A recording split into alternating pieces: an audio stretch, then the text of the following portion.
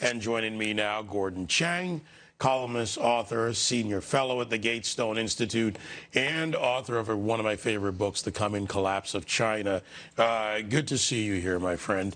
Let's talk about North Korea first. We'll get into the other dynamics, but this North Korea saber rattling, we see this. The holidays, we see this. In the past, they got the typical response from the six-party talks, the nations. It's different under Trump. Have we advanced under Trump? Well, the unfortunate thing, David, is that in the last year and a half, the president has tried to create this atmosphere where Kim feels secure enough to give up his weapons, and Kim has not reciprocated. So I think that essentially President Trump is going to drop the hammer on him in the new year at some point. Kim has been very provocative, not only with these words, but with missile tests. And I think that essentially President Trump is going to lose patience at some point because the North Koreans have not been as good as their word.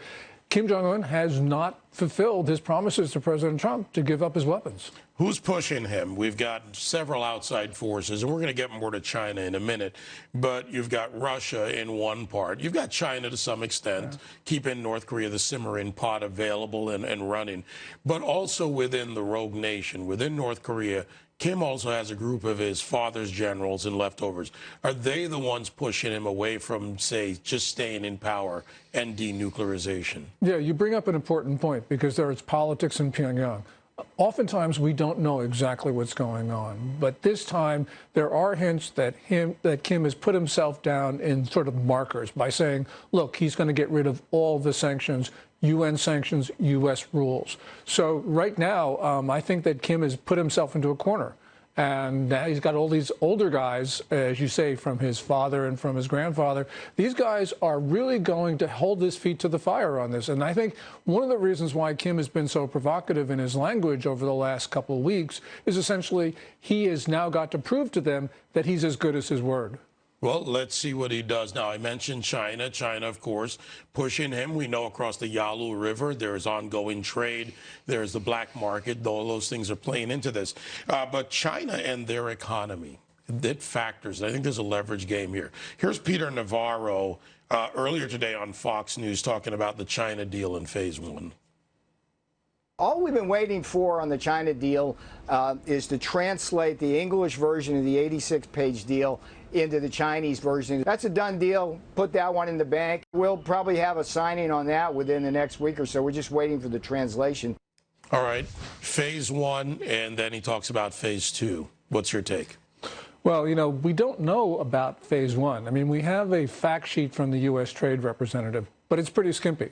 So when that 86 pages comes out, there's going to be a lot of people reading that in the fine detail. You know, China's made a lot of promises to the U.S. in the past, and they have not complied. What might be a little bit different this time is that there are some tariffs that are going to remain in place, those imposed under Section 301 of the Trade Act of 1974. Those are pretty harsh measures. Now, unfortunately, I think President Trump took some of those measures off because those are the only enforcement mechanisms that will work.